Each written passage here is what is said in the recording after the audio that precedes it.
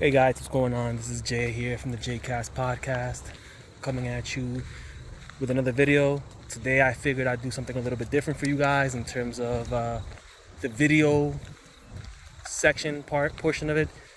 Let me know what you guys think. If you guys like more of these nature type video discussions, be more than happy to do them.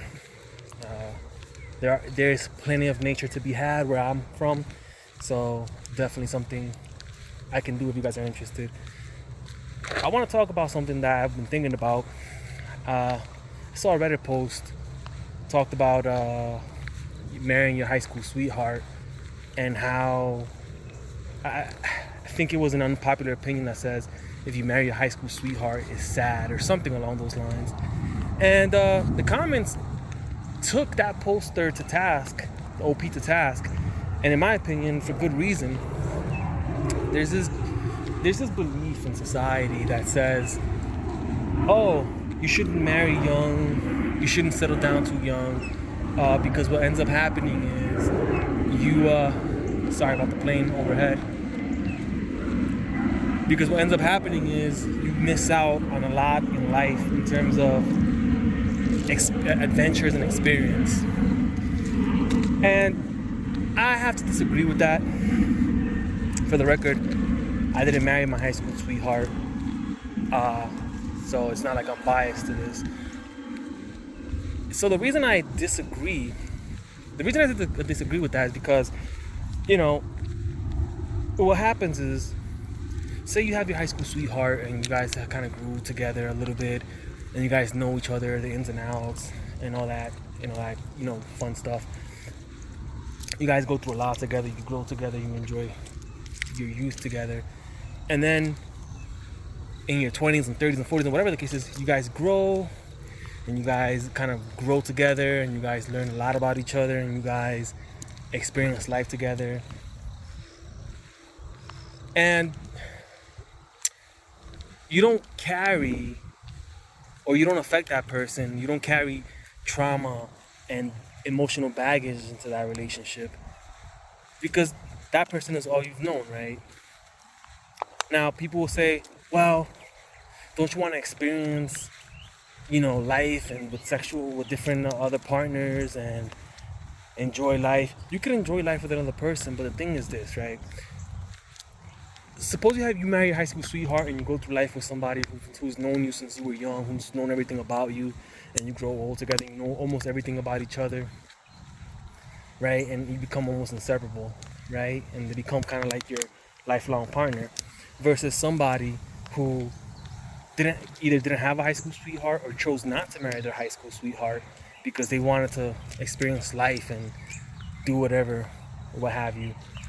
Well, throughout their 20s, while they're dating and experiencing life and what have you, and going from relationship to relationship, sometimes even a lot of casual encounters, what ends up happening, they start building, number one, a lot of trauma in the relationship. Not in the relationship, but they start building a lot of trauma in baggage. I'm sorry, not trauma, baggage. They start building a lot of baggage, and they start accumulating emotional baggage. And I'm not even talking about kids, but they start accumulating emotional baggage from their 20s to like the 28, 29, 30, let's say. That's when they decide to settle down. And what ends up happening is now when they're ready to settle down, they enter a relationship, and this applies for both men and women. They enter a relationship damaged, sometimes with kids from somebody that had no intentions of even marrying, emotionally scarred, and right off the bat distrustful of the opposite person. And that's already starting off on shaky grounds and can lead to a lot of arguments, whereas the person who also probably comes similar to you with different forms of baggage, now you have two people who spent their 30s thinking that they were enjoying life when in reality they did all that to hurt themselves, only to end up back wanting what they had in high school, relating to the relationship that they had with their high school sweetheart, if they had a high school sweetheart. And now they got to try to work through all the decade of baggage, or of emotional baggage they built up, and all the pain, and they got to try to heal from that, and they have to try to kind of like work with the other person as they heal from their you know, traumas in the past decade that they've been dating. And I say trauma, but it could be anything. It could be baggage, it could be anything. And in that process, they inadvertently trigger old wounds on the other person, which leads to arguments and fights and even resentment in the relationship. And when I say trigger old wounds, I mean they say something or they do something that the other person recognizes as the early signs, even though it's not what it's supposed to be, but they recognize it as early signs of upcoming betrayal, because they've experienced that so much in the past 10 years that they were dating, that they end up accusing the person and even judging them guilty before they even do anything, right? All this because they wanted to do what they thought was enjoy life in their 20s. And you don't got to take my word for it, right? Almost everybody who says they wanted their, like a separate relationship, and they wanted to do their own thing, and they didn't want to be in a relationship in their 20s, they wanted to just enjoy life. Look at them. Look at where they end up in their late 20s, early 30s. And I don't mean that look at them and like, oh, look at them. I mean, they want somebody. They want a relationship. They want somebody. They want kind of like a partner who they can kind of grow with. And, have somebody to be there for them, and they could be there for somebody else, when they could have had that. When some of them could have had that in their early 20s, but chose to kind of like forego it because they thought, hey, there's more out there. Who knows what other fun, exciting thing there is to be had out there. The truth of the matter is that the excitement lasts for as long as the desire to be with the other person lasts. Once that lust and desire goes away, what ends up happening is you're left with the rest of that person that you probably don't even know, and you probably don't even like. You know what I mean? Now you're like, let me try to make it work with this person, but you don't really care to because you don't even like them that much.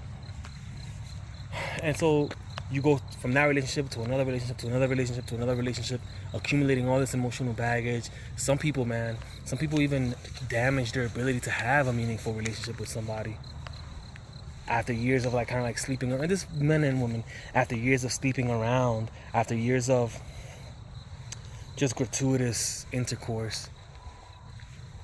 Some of them have a difficult time bonding with other people, and in the end, what they end up wanting is what the people who married their high school sweetheart or married young wanted. And when I say married young, I mean in those cases where somebody who grew up around or with their high school sweetheart married their high school sweetheart, stayed together with their high school sweetheart. Because the thing of the matter is, when you marry somebody young, you still have a lot of growing to do. And I don't mean to paint this in rose-colored glasses, but when you both grow together throughout your 20s and even in your 30s, now you start your 30s with a mature, lifelong partner who knows everything about you, who knows what you don't like, who knows what you like, who doesn't carry baggage into the relationship, right? And vice versa. And some people take that for granted. Don't, and even worse, some people do end up in their 30s, married their high school sweetheart, but they think that they're missing out on life, right? They get tricked into thinking that they're not happy because they feel like they're missing out, or they feel like they didn't party enough or didn't enjoy life enough. You got to remember, all those people who partied and did all that stuff in their life end up in their 30s wanting what you have, right? Really wanting what you have. Very rarely do people say, hey, I want to leave this life that I cultivated to go party and enjoy life, and are happy about it. Very rarely. That's very rarely the case, right?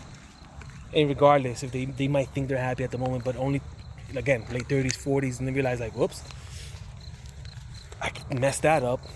And they gotta try to find somebody and kind of, do their best to accommodate whatever baggage, because people start accumulating baggage, 30s, 40s, and I'm talking about the form of emotional baggage. Don't let people trick you into thinking you're not happy or that you're missing out on something that people themselves, outside of the pictures that they post, don't really enjoy much either. You know what I mean?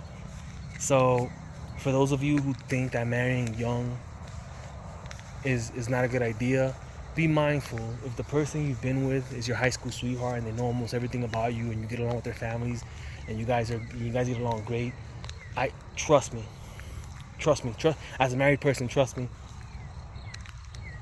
If you leave that person because you think you're not happy, because you think you're missing out, because you think the club scene is something worth experiencing or whatnot, you'll get to have that if you break up with them. But you won't want to keep that, and you're going to end up wanting to go back to a life where you had somebody who you knew always had your back, and somebody you can trust, and somebody who knows everything about you, and as a result won't trigger any emotional responses because of some experience you had while dating. So that's all I had to say about that. Let me know what you guys think in the comment section below. Let me know if you guys like this video format. I can do a lot of this. Thank you for all the subscribers. You guys are cool. Peace.